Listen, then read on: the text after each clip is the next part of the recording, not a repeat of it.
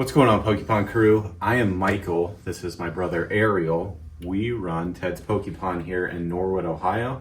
Today we're just talking about some more product that we got back in stock, and some other stuff with the, Delta Rain. All the English products just got revealed. Those look really good. So. The ETBs look awesome. Yeah. Especially with the Kyogre, which was an illustration rare, and Storm Emeralda is the promo for the ETB in English. So that'll be a good one. People are finally happy to have a desirable ETB promo. Christmas lights. But just a little bit this morning about how distribution works. For us, at least, I don't know, other people, our distribution has stuff. You just have to pay to get it. This box here is, if you can see, ME 2.5, so that would be Ascended Heroes booster bundles. Now, we only got one of these on initial allocation months ago whenever they came out. I can't remember if it was April or May. And the price that we got them at, we could then sell them at MSRP. The price we paid for this was 5 times our original cost. Okay. So it's all market paced. So if you think that having distro, you're going to get super deals, you either have to pay a market price like this, or or the way others sometimes work is you can buy this, but you got to buy a lot of stuff that doesn't sell. So I just want to open this up because this is one of the most visually satisfying products I've ever seen. Every now and then we have to buy stuff that sits around, but not. But on the back list, you buy what you want. But if you could see this whole box of booster bundles, 25 of them, that's pretty awesome. I've always liked that as far as the products. Some of them don't always look as cool as that when you open them up, but this one does. And then a little bit older product, which we were out of, and I was able to get a case of some Stellar Crown sleeved, which you're starting to see less of Stellar Crown out there because nobody's really calling for major reprints of Stellar Crown. Obviously, the Squirtle and Bulbasaur are now the chases more than Terapagos SIR, but full case of 144 of those. That's what that looks like. So some of these each will be on the website to purchase on tedspokepon.com. I don't really enjoy paying that much for the product as far as the Ascended Heroes, but it sells. So if they're going to price it like that, as long as it sells, that's fine by me, because we certainly went through our last case quickly. Yeah. As far as other things on the list, bought some more Pitch Black ETBs. Those have been selling well in store and online. There was a couple other things. Destined Rivals, too. Destined Rivals we have it. We have it at 135. I know the market's probably between 120 and 25, but on all these products that I'm showing you here, depending on what payment method you choose, whether especially credit card or PayPal, I'm making less than 10% from what I paid. But that's just the way it is. So we're never gouging people on prices. We had to pay a big price to get these. But that's also when we do get a good price on initial allocation that we do MSRP. But we will, we're planning with the 30th, and this is the first time we've ever done it, is this with the 30th stuff, is breaking the seals so that someone can't resell it, just to discourage that kind of person from coming in to get one at MSRP and then double or triple their money, just probably out in the parking lot or something.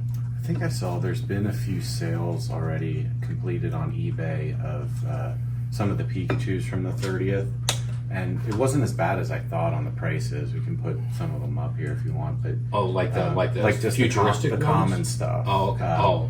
Okay. That'll be in the 30th packs, but it wasn't as bad as I thought it would. I think that the Pikachu's the one in every pack, not the harder ones to pull, are not going to be as bad as you think, because there's one in every pack. I know, but there's only like 30. Pokemon, but there's only 30 different. Right. Again, that's why I was just surprised, but. Well, with the hype is going to be those the special red, green, blue Mews. RGB stuff. Now, what's interesting is, unlike other card games, obviously Pokemon did not serialize them. They still could be extremely super rare, but by not serializing them, making this is 1 out of 1,000, that opens the door for however many reprints they want to do, especially with that new facility coming online next year. So that's probably, Pokemon doesn't have to do serialized cards. Other card games do. Was that in North Carolina where they bought a place? I believe it was. I don't know if they already have a facility there, and they're expanding, or if they just bought a facility and just straight up are trying to build it. You know, I don't know. Probably giant warehouses already, but as far as filling it with the right type of machines and stuff. Now, the Destin Rivals ETP reprints that we did come with a green label that said reprints, and there's rumors out there that people think those are coming from the new facility. I have no idea about that. Okay. But it's interesting that they were marked reprints and not the original. Do not sell before this date, whenever it came out. You know, over a year ago now. It would be probably was June or May of 2025. Mm-hmm. But it was just interesting to see that on the side that it actually said reprints.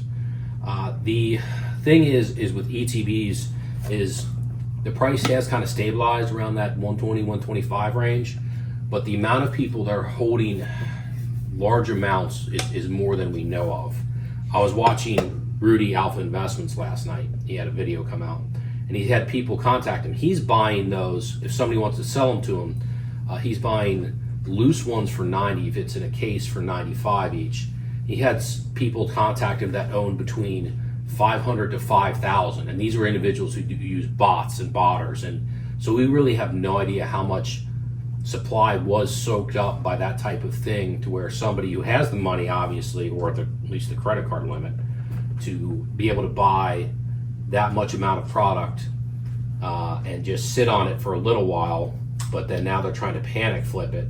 Or maybe I don't know, it could be stuff that just came out and maybe they bought it, you know, what, 50 to 60, you know, whatever Target or whoever's selling it for. I don't know. At some point, there's just going to be a race to the bottom on that stuff for a lot of people trying to get out of the hobby. It will be interesting. Credit card debt. Now, I think with the set like Destin Rivals, well, I mean, you don't know. There's always going to be a safety net of when it stops. Yeah.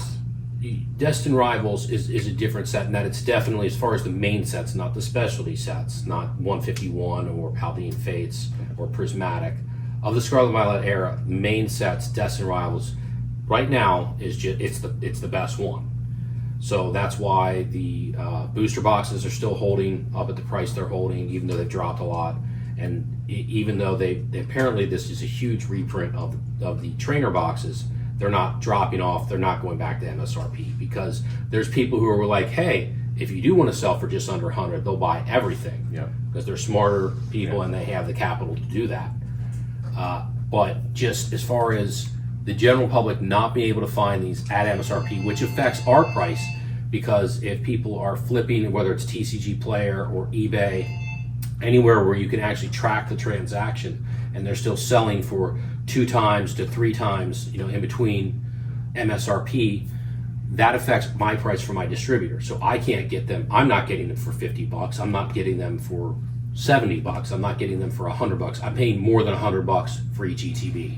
Like I said, if you buy those, depending on the payment method you use, I'm making sometimes less than 10%, and that's just the way it is.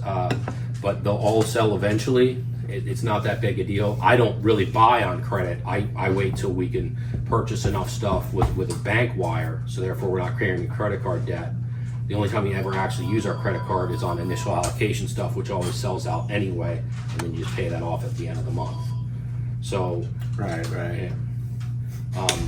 But as far as what's interesting, when we were talking about Delta Rain, is everybody's all pumped. It's so great. It's like, oh, did you forget about the 30th for a half second? Yeah. I wonder how much stuff our distribution is holding back on that. That's not my business. They're giving us a fair amount of Thank stuff. you. It was just I'm wondering, why does Thanks, Bookie Crew. Have a good one.